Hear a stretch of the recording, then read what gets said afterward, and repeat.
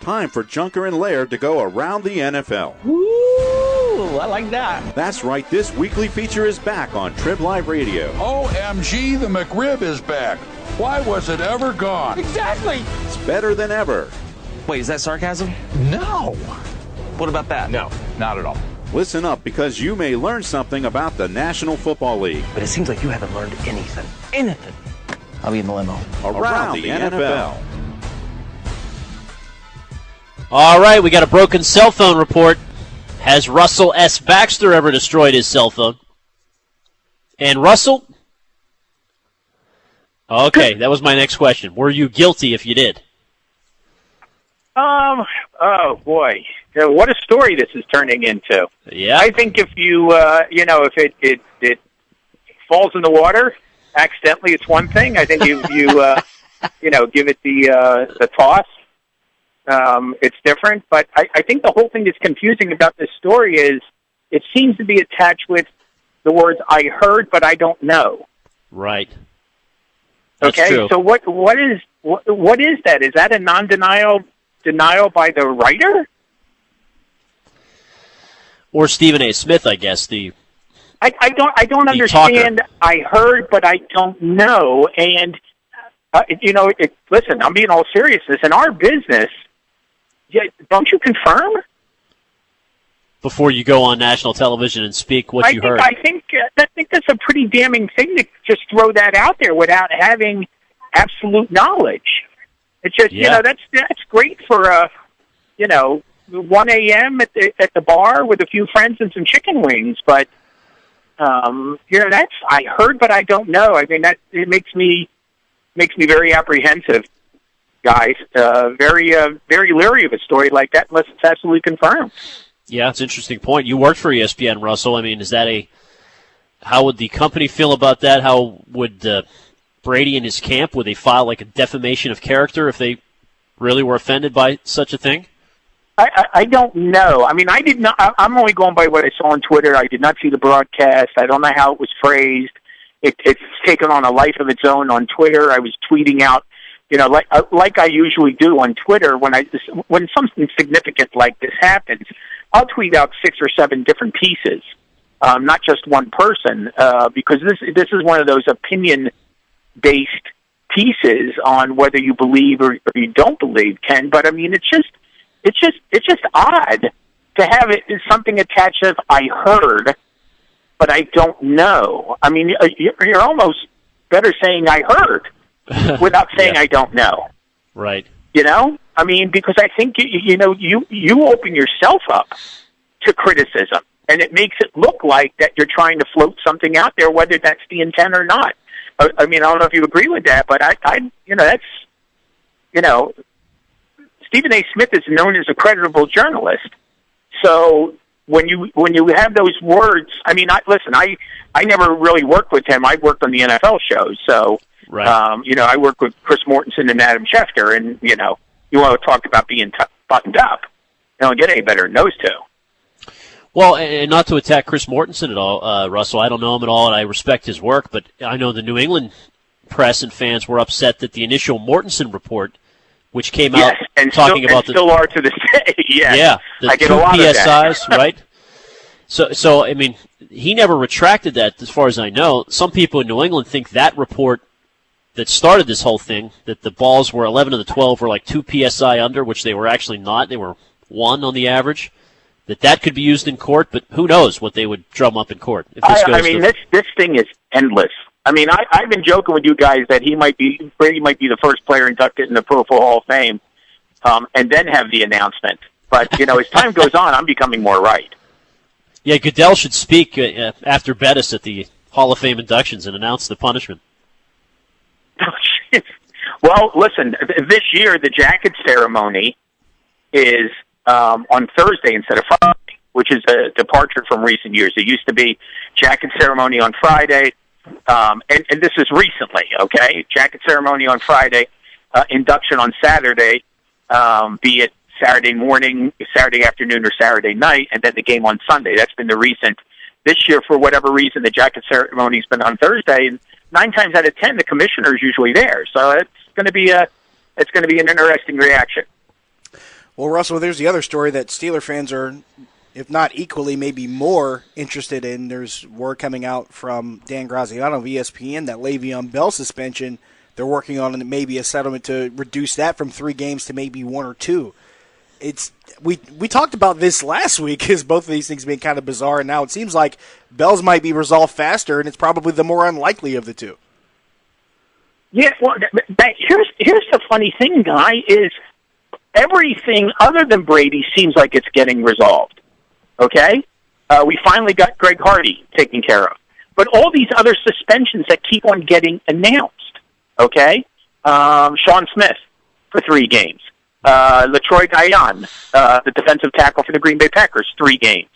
That wave of suspensions we saw with Antonio Gates and Rolando McClain, et cetera, 4 games. Dayton Jones, 1 game for the Packers. We keep on seeing these suspensions trickling in. We've also seen now the, different change in the procedure in terms of how the footballs are going to be handled.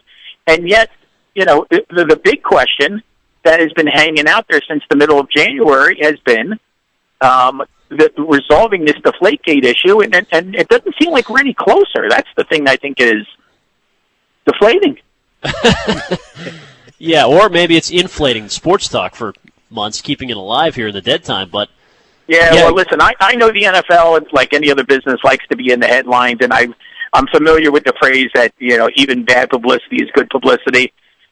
Sorry, I don't buy it. I mean, there's a lot of barbs, a lot of abuse, petitions. I mean, this thing has been astounding. I mean, it's funny. People are saying it's no big deal about PSI, and yet everybody's turned this into a massive deal. Well, right, and then Sal Paolantonio reported that the Ravens and Colts owners were behind the urge, the pressure to keep it to 4. Both of those owners have denied it. Sal Pal's kind of backed off. I mean, you have all these national media guys drug into the mix, too. Yeah, well, I mean, it's we're in that era now that we're sad to say that sometimes Dewey defeats Truman, and and I understood. Listen, and I've worked with Sal as well too. I mean, he's a good reporter, but it's just funny how I don't even know how to put my finger on it. Okay, it just seems like there's a lot of buzz out there. Everybody's trying to talk about this. And yet everybody is kind of who's the most informed? Who's going to make the decision? It's Roger Goodell, and I think some of this is trying to connect the dots and guessing. And now you know why I've never been an NFL insider, and you know why I stick with facts and I stick with statistics. Okay, those don't really change unless Elias goes back in the middle of the week and takes a couple of rushing yards away from you. Okay, so I mean that's a really really tough job, but this. I don't know if I've ever seen a story like this where it's all over the airways. There's so much information coming out, and yet you don't know what to believe, regardless of who the reporter is, who the player is, who the coach is, who the owner is. It's funny because it's about air, and there's tons of things floating out there. Yeah.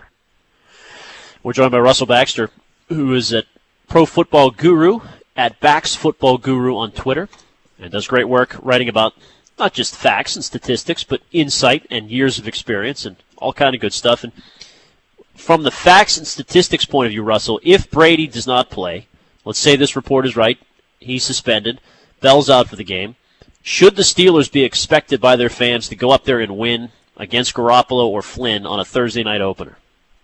Well, yeah, I think they do expect to win and so on, but I got news for you. The Steelers defense plays like it did most of last year. They're going to be in trouble. And listen, I know Pittsburgh offensively this year, without Le'Veon Bell in the game per se, and we saw what their offense looked like in the Baltimore playoff game last year. It's certainly different. The things that Le'Veon Bell does, I don't have to tell you guys. Second in the league in total yards. What did he catch? 83 passes last year? Crazy. Yeah, 83 passes, second in he was second in rushing, second in total yards from scrimmage. He has a great reputation, apparently, as a pass-blocking running back, okay? And some of the big plays that he ripped off last year, I mean, one of the plays of the year that kind of got, Pittsburgh, headed in the right direction was that, remember that long run? It wasn't a touchdown against Carolina, but that was kind of important things to come from them. And, you saw a lot of those plays from them. And again, defensively, they weren't up to snuff last year. So, for the first time in real memory, it was, Pittsburgh trying to outscore people, trying to put 30 on the board and trying to hold on. I mean, it was a different kind of year for the Steelers. An offense that we probably haven't seen from them in many a year, but yet a defense we haven't seen from them in many a year. Sure, I would expect Steelers fans are pretty much like the majority of fans. They expect their team to go 16-0. And then once they go 0-1, they expect their team to go 0-16. Baxter, you mentioned Le'Veon Bell and his impact in the passing game and also in the rushing game. D'Angelo Williams has not really been a guy that's been known for his pass-catching ability, but he was asked about that a couple times between minicamp and when he arrived at training camp, and he didn't respond to it too well. I guess he kind of took it as an affront. He believes that he can be a guy that not only can share carries in the backfield because he's done it throughout his career, but he also feels that he can be an impact guy in the passing game. My question to you is that, are we missing something here, or is there more to D'Angelo Williams that maybe we just haven't seen in his 9 seasons in Carolina? Well, listen, I don't think we're missing anything. It's just there's nothing to be seen, okay? I mean, you're talking about him and Jonathan Stewart, and listen, there's been a handful of teams that have had a pair of 1,000-yard running backs. We saw with the Steelers in 76, the Dolphins in 72, the Browns in 85, the Giants, what was the year the Giants did it one year as well? The Panthers, when they did it, it's like a little footnote. They're the first team to have 2 1,100-yard backs with Johnson, Stewart, and D'Angelo Williams. And I want to say they were drafted in the first round 2 years apart from each other, if I remember right. So, when you think about Carolina, you don't really think of them, even going back, as a team with a guy with a swing pass type of guy. They've always had a decent tight end at times, be it Wesley Walls for a little bit, who came over from the 49ers, obviously Greg Olsen now. But, with them, it's been run the football, pound the rock, play action pass. And I was saying, with Devin Funchess there, the kid from Michigan, and maybe pushing for a starting spot opposite of Kelvin Benjamin, they could be their best wide receiver tandem since it was Steve Smith and Musa Muhammad. Okay, but when you think of the Panthers, you think of big play wide. I mean, Steve Smith's one of the great big play guys in the history of this league. Okay, I mean, I know they've only been around, 20 seasons, but I mean, to me, he's easily the best offensive player in the history of the Carolina Panthers. Not because, and you could probably throw into special teams as well. I mean, and showed last year in Baltimore, even in an advanced age, that he could still get it done. But you don't think of I guess the best way to put it is you never think of Carolina as a dink and dunk team. It's either run the football or pick it. To this day, the longest pass play in the history of the Super Bowl is Jake Delhomme to Musa Muhammad, Super Bowl 38, 85 yards for a touchdown. Wow, how about that? Pulled that one right out of the top of the noggin. That's just a guess. You're like Stephen A., huh? You heard from... No, you heard, but you're not sure. No. By the way, here's an interesting footnote. Willie Parker has the longest run in Super Bowl history, correct? Right. Yep, 75 yards. Jake Delhomme has thrown the longest pass in Super Bowl history. Okay. Correct? All right. James Harrison has the longest interception return in the history of the Super Bowl, correct? It's going to be tough to top that one. Right. And Kurt Warner has the 3 biggest passing games in terms of yards in the history of the Super Bowl. Wow. Okay. Now, record's not so good. Do you understand what the correlation between every one of those guys is? No. Delhomme, Warner, Harrison, and Parker, no. Right. None of them were drafted. Oh, wow. Wow. How about that? Wow. That's perspective. Can I drop the mic? Can I leave? Drop the mic, Absolutely. You're out. I'd probably drop the football, much less the mic. So. Well, deflate that ball a little bit. It'll be easier to hold. And for a while there, and I believe Wes Welker is tied for the Super Bowl record for receptions in the game. And I can't remember if Demaryius Thomas tied it or broke it a couple of years ago, but Wes Welker was undrafted. It just shows you, just shows you that the NFL is not made up of all first-round draft choices. You got Terry Bradshaw was the first overall pick and has 4 Super Bowl rings. Joe Montana was a third-round pick and has 4 Super Bowl rings. And Tom Brady was a sixth-round pick and has 4 Super Bowl rings. Great stuff, Russell. Always appreciate your insights. Keep up the good work at Bleacher Report et al., and we'll talk soon, I hope. You got it. Hey, I hit the road for Canton a week from tomorrow. Ah, baby. All right.